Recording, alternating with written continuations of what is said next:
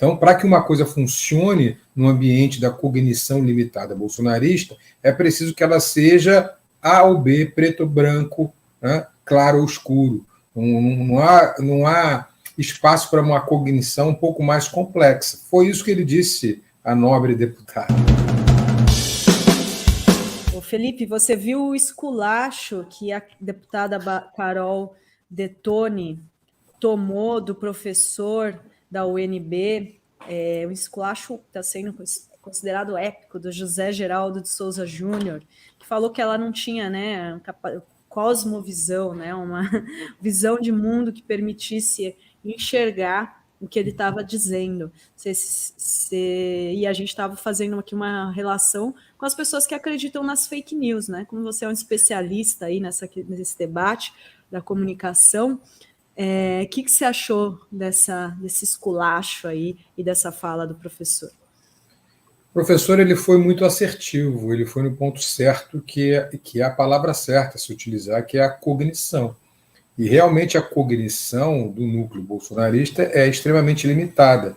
É um pensamento que é utilizado de forma binária, que inclusive binária como são os algoritmos que impulsionam o conteúdo das fake news.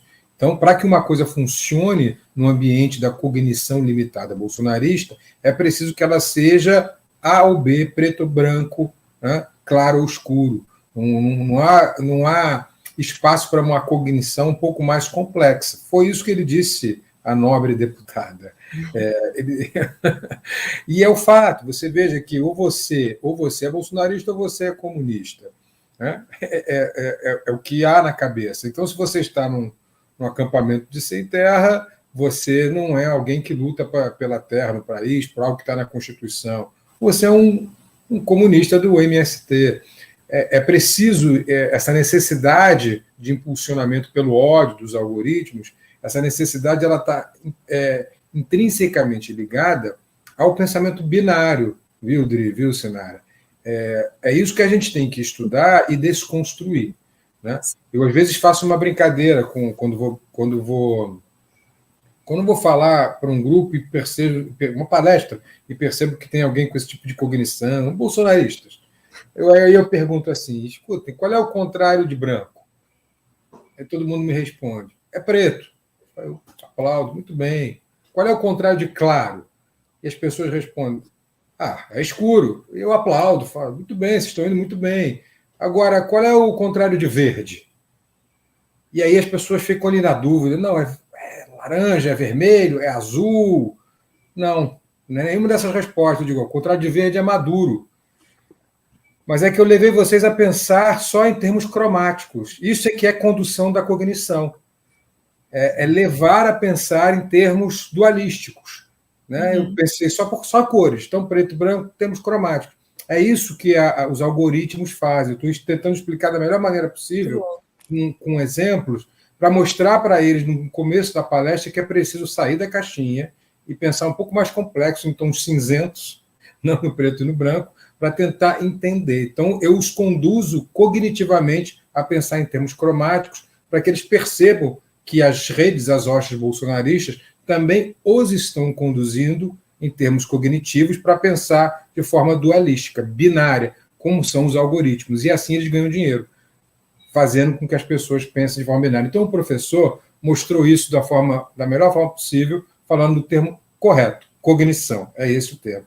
E acho que a deputada aí mostrou, com toda a vênia, deputada, a falta de cognição completa de tentar entender o que é o movimento sem terra, de tentar entender o que passam pessoas humildes nesse país, de sair da sua caixinha de classe média a alta com relógio Cartier.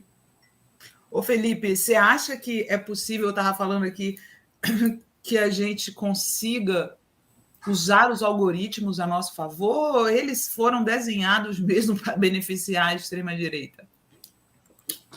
Boa pergunta, né, Sinara?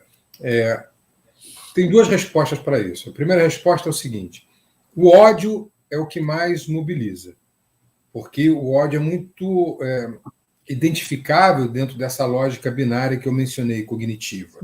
Então, a extrema-direita, ela usa o ódio com muita competência.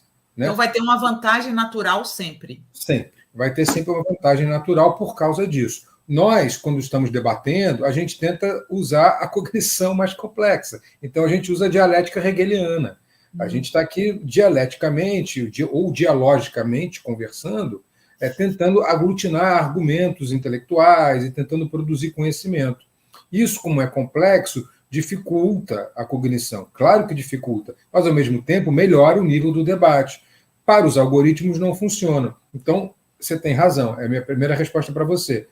Sim, a extrema-direita tem mais facilidade porque o discurso do ódio está pensado para sobressair nos algoritmos. Formas de reverter isso? Existe. A gente tem um experimento aqui na universidade, que eu já expliquei alguma vez, que eu chamo carinhosamente de a sobrinha do Zap.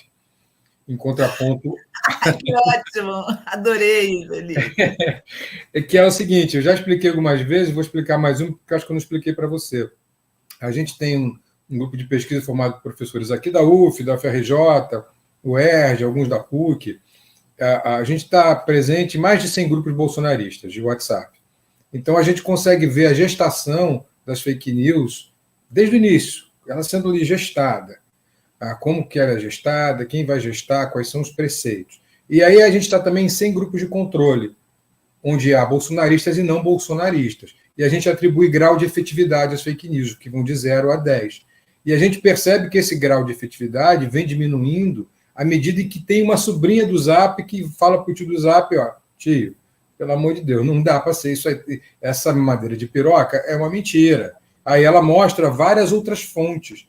Ela vai dando dialogicamente, porque é a linguagem que a gente consegue, mas ela vai dando exemplo. Olha aqui, tio, olha isso aqui. Veja como não pode ser isso por aqui. Olha só, é a própria Fox News que está dizendo isso. É a própria Jovem Pan que está dizendo que essa reportagem. Então, vai inclusive dando fontes que são, para aquele tio do Zap, fontes fidedignas para ele, para desmentir a própria fake news que ele distribuiu no grupo de controle. E aí a gente faz uma pequena planilha, Sinara, dos graus de efetividade. Eu consigo informar algumas pessoas sobre as fake news que estão rolando. Na eleição, a gente fez muito esse trabalho de mostrar o que está acontecendo. E aí vem meu terceiro ponto, se você me permite, eu falei em 2, mas tem um terceiro, e eu cheguei a comentar isso com a Adri e com o Renato aqui algumas vezes, que eu sempre insisto que não dá para a SECOM jogar apenas no ambiente institucional, ela tem que jogar no ambiente institucional, mas aquela ideia primordial do gabinete do amor, ela tem que ser resgatada. Não em termos de violência, nem em termos de fake news, obviamente, mas em termos de estratégias, aí sim, de novo a palavra, cognitivas, que levem em conta a linguagem específica das redes. E, para isso, é extremamente necessário, eu diria até que imprescindível, que esse nível de pesquisa dentro das redes, com grupos de controle, seja aplicado de forma oficial na SECOM, que eles têm o seu gabinete do amor dentro do Palácio do Planalto, assim como o Bolsonaro tinha um gabinete do ódio comandado pelo Carluxo. A diferença é que o gabinete do amor é um gabinete de esclarecimento, de sobrinhas do Zap, enquanto aquele gabinete do ódio era o gabinete dos tios do Zap. É isso que eu insisto sempre, com todo respeito ao ministro, acho que ele faz um excelente trabalho na SECOM, só falta realmente elencar pessoas, jovens, pesquisadores, grupos que possam fazer parte desse gabinete do amor no interior do Palácio do Planalto da SECOM. Acho extremamente necessário e já passou da hora, porque a gente continua perdendo de 7-1 nas redes por causa dessa lógica binária que a gente mencionou. Deixa eu só colocar mais uma coisinha aqui, Dri. Olha só, a questão que eu acho que esse rebater, apelando à cognição, não é exatamente utilizar os algoritmos a nosso favor, certo? O que eu estou dizendo é, por exemplo, vou te dar um exemplo das nossas lives, né, Dri? Quando a gente coloca matéria positiva, o público cai. A gente tem, mais ou menos, que é obrigado a ficar batendo nos caras para poder o público vir para as nossas lives e as nossas lives rodarem. É verdade ou não é, Dri? A gente bota assim, ó, eu quero no meu programa fazer uma agenda positiva, fazer um programa de nível. Não, a gente tem que sempre colocar o Deltan Dallagnol, o Moro, para poder dar uma batida. Na boca Bolsonaro. Exato. Para poder dar uma batida porque se a gente colocar... Atrai, chama atenção, né? A gente tem que destacar nesse universo tão grande, né? De conteúdos que a gente tem aqui, né? Como é que as sobrinhas do Zap, elas fazem? Elas usam os algoritmos através do humor. Então, elas fazem essa desconstrução usando o humor, usando o meme, principalmente. Então, elas brincam com esse conteúdo de ódio que, por exemplo, a deputada que vocês mostraram veicula na sua rede, e elas fazem um meme com aquilo. Tem toda uma edição, tem uma linguagem, e aí usam o nome da deputada para fazer esse meme. Essa é a maneira de usar os algoritmos a nosso favor, Sinara. A linguagem do humor. Agora, o que eu acho é que eu sou extremamente velho para isso. Não tenho talento para isso. Mas os meus alunos têm. Eles conseguem fazer desconstruções que, sabe, eu morro de rir. E realmente puxam os algoritmos. Eu vejo isso acontecer.